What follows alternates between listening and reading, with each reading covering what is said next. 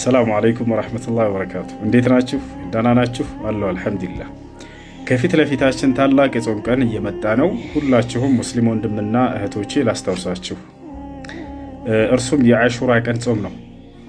አሁን ያለንበት ወር የአረበኛ ወራት አቆጣጠር የመጀመሪያው ወር ሙሐረም የተባለው ወር ነው። 10ኛው ቀን አሹራ ተብሎ ይጠራል። ይህ ቀን እንድንጾመው ነቢያችን ሰለላሁ ዐለይሂ ወሰለም መክረውናል፣ አዘውናል። ነቢያችን ሰለላሁ ዐለይሂ ወሰለም ስለዚህ ቀን ጾም ሲናገሩ ሱያም የውም አሹራ ዩከፍሩ ሰነተል ማዲያ ብለዋል። የአሹራ ቀን ጾም ያለፈውን የአንድ ዓመት ኃጢአት ያስምራል፣ ያስተሰርያል ብለዋል። እና ሁላችሁም ይህን ቀን ጾሙት።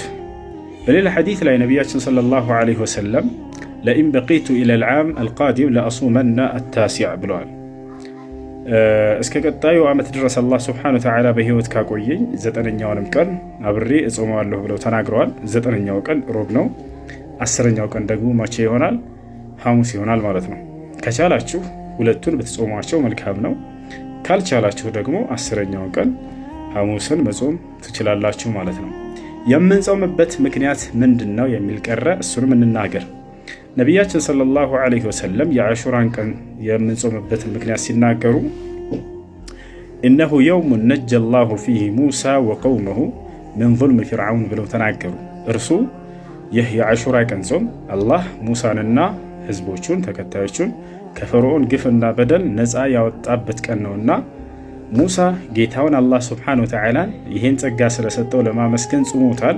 እኔ ደግሞ ወንድሜ ሙሳ የተደሰተበት ደስታ የእኔም ደስታ ነውና እኔና ህዝቦቼም የሙሳን ደስታ እንካፈለው ዘንድ እንጾማለን ብለው ነቢያችን ሰለላሁ ዐለይሂ ወሰለም ተናግረዋል። እና ስለዚህ እንጾመው፣ ሁላችሁም ለሌሎች አስተላልፉ። የማያስተላልፍ ካለ ማሻአላህ የዓመት ወንጀል የሚያስምር ጾም ይኸው ከፊታችን። ብስሚላህ አልሐምዱሊላህ ወሰላቱ ወሰላሙ ዐላ ረሱሊላህ። ውድ ወንድሞች እህቶች፣ ነቢያችን ሰለላሁ ዐለይሂ ወሰለም የአሹራን ጾም መጾም የዓመትን ወንጀል ያስምራል ይላሉ፣ ሙስሊም እንደዘገበው።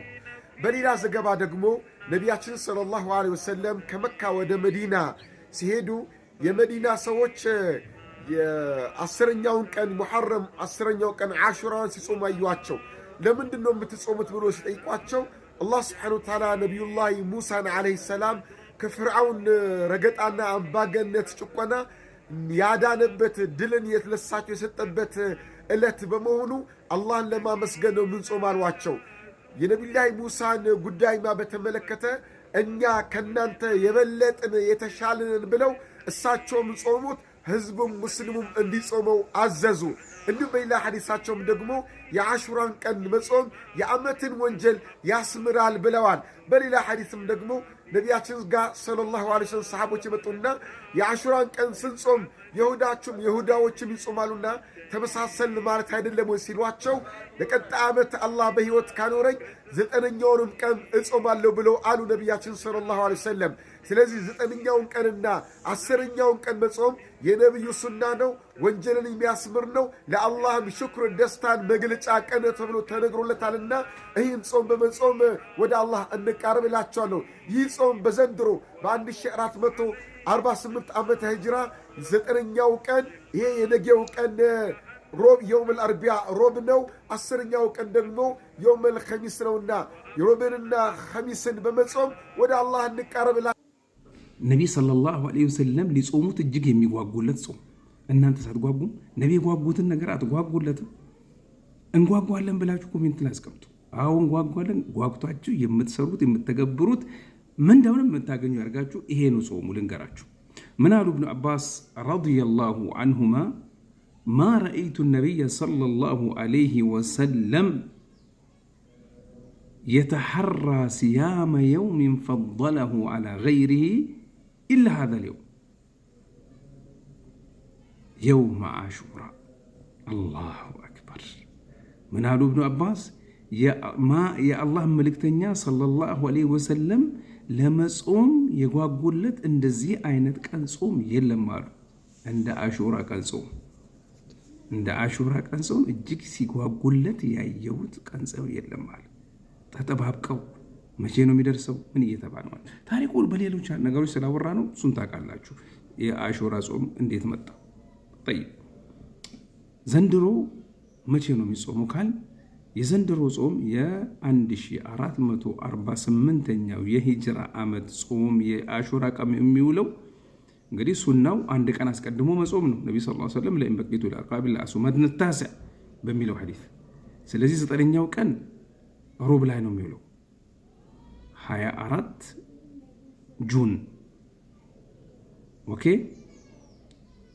እሱ ቀን طيب በሰኔ 17 ይመስለኛል ለሀበሻ ሐሙስ ደግሞ ጁን 25 አሹራ ይሆናል 10ኛው የሙሐረም ቀን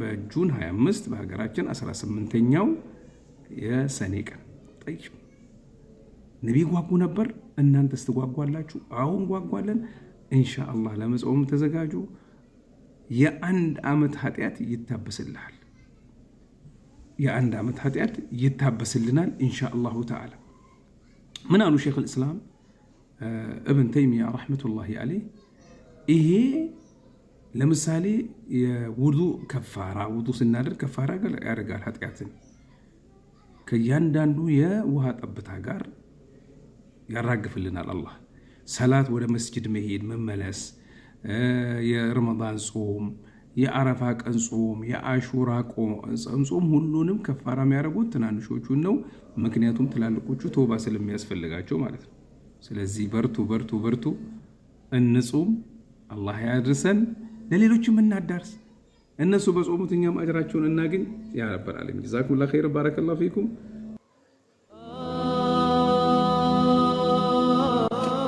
بسم الله الرحمن الرحيم الحمد لله والصلاة والسلام على رسول الله يقول الله جل في علاه ولقد بعثنا في كل أمة رسولا أن اعبدوا الله واجتنبوا الطاغوت الله سبحانه وتعالى ودهلهم أمة ودهلهم مزوج ملكتنيوች ልኳል እነዚህ መልእክተኞች ህዝቡን ወይ ደግሞ ኡማውን አላህ Subhanahu Wa Ta'ala እንዲያመልኩ ከጣዖታት እንዲርቁ አስተምረዋቸዋል የተቀበሉም ሲኖሩ እንቢተኞችም ይኖራሉ እናም ከነዚህ ከላካቸው መልእክተኞች መካከል አንዱ ነብዩላህ ሙሳ ናቸው ነብዩላህ ሙሳ ወደ ፍርዓውንና ወደ ህዝቦቹ ወደሱ ህዝብ ተልከዋል እና እሳቸውም አስተምረዋል ነብዩላህ ሙሳ ህዝቡን አስተምረዋል ፍርዓውንን ወደ አላህ መንገድ እንዲመለስ አስተምረውታል አዘውታል ነገር ግን ፍርዓውንና መሰሎቹ እንቢተኞች በእንቢታቸው ላይ ሲቀሩ ያመኑም አምነዋል እናም ከዚያ በኋላ አላህ Subhanahu Wa Ta'ala በፍትሃዊነቱ እንዳስተማራቸው ሁሉ አላህ Subhanahu Wa Ta'ala እንግዲህ እንቢተኞች እንደሚቀጣው ሁሉ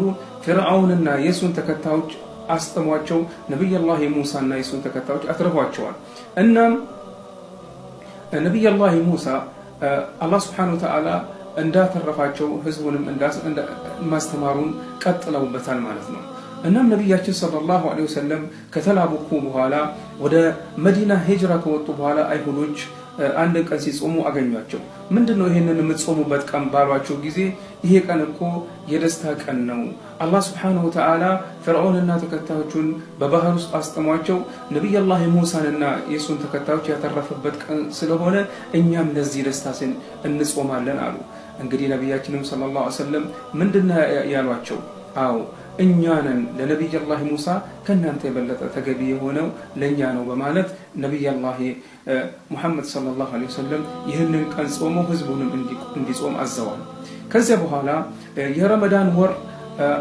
ፈርድ ሆኖ መጾም ከተጀመረ በኋላ የአሹራ ቀን የዚህ ቀን ጾም የአሹራ ቀን ጾም ሱና ሆኖ ቀርቷል በመሆኑም እንጾማለን ነብያችን ሰለላሁ ዐለይሂ ወሰለም የረመዳን ወር ጾም ከተፈርድ ከተደረገ በኋላ እንደ ሱና ሲጾሙት ነበር እንደገና ሰሃባዎች ሲጾሙት ነበር ኹለፋዎች ሲጾሙት ነበር እንግዲህ ነብያችን ሰለላሁ ዐለይሂ ወሰለም በመጨረሻው እድሜያቸው አካባቢ ለኢን ዒሽቱ ኢላ القابل لأصومن التاسع አላህ Subhanahu Wa Ta'ala ብሎ ለሚቀጥለው አመት የምበቃ ከሆነ 9ኛውንም ቀን አብሬ ጾማለሁ ብለዋል ከ10ኛው ከአሹራ ቀን ጋር 9ኛውንም ቀን ጾማለሁ ብለዋል ይሄው የአይሁዶችን ድርጊት ኺላፍ ለማድረግ ነው ማለት ነው እናም እንግዲህ ነብያችን ሰለላሁ ዐለይሂ ወሰለም ለዛ አመት አልበቁም ነገር ግን ከሳቸው በኋላ የተቀሩት ሰሃቦች በሙሉ ከኹለፋዎች ጀምሮ እስከ መጨረሻ ሰሃቦች ድረስ ይሄንን ቀን ሲጾሙ ነበር እኛም ታዲያ ይሄንን ቀን እንደዚያው እንጾማለን ኢንሻአላህ በቅርብ ቀን እየመጣልን ያለው ይሄን የአሹራ ቀን እንጾማለን ነብያችን ሰለላሁ ዐለይሂ ወሰለም የዚህ ቀን ጾም አጅር እንግዲህ ያለፈውን አመት ኢንሻአላህ ማዕሲያዎች አላህ Subhanahu Wa Ta'ala በዚህ ሰበብ እንደሚታረቅልን ወይ ደግሞ ከፋራ እንደሚያደርግልን ገልጸውልናል። እናም እንግዲህ የዚህ ቀን አጽዋም የተለያዩ ደረጃዎች አሉት። የመጀመሪያው ደረጃ ነብያችን እንዳሉት 9ኛውንና 10ኛውን ቀን መጾም፣ እንደገና ደግሞ ወይ ያልቻለ ሰው 10ኛውንና 11ኛውን መጾም። ዑለማዎች እንደሚሉት ሶስቱንም ከጾመ ማለትም 9ኛውን 10ኛውንና 11ኛውን ቀን ቢጾም ደግ ነው ይላሉ፣ ችግር የለውም ይላሉ። ነገር ግን ይህንን ሁሉ ያልቻለው 10ኛውን ቀን ብቻ ቢጾም የአሹራ ፈድል ኢንሻአላህ እንደሚያገኝ ዑለማዎች ያስረዱናል ማለት ነው። አይሁዶችን ኺላፍ የማድረጉ አጅር ቢያልፈውም የአሹራን ቀን መጾም አጅር እንደሚያገኝ ዑለማዎች አስረድተውናል ማለት ነው። ስለዚህ ውድ ወንድሞቼ አላህ ካለ በያለንበት ሀገር ኢንሻአላህ ለመጾም ኢንሻአላህ አላህ ያብቃን። የዚህን ጾም አጅር ከሚያገኙት ያድርገን። እንበራታ። አላህ Subhanahu Wa Ta'ala ለዚያ ያብቃን ኢንሻአላህ። ከአጅሩም የሚያገኙት ያድርገን። እንተዋወስ ውድ ወንድሞቻችንን እናስታውሳቸው።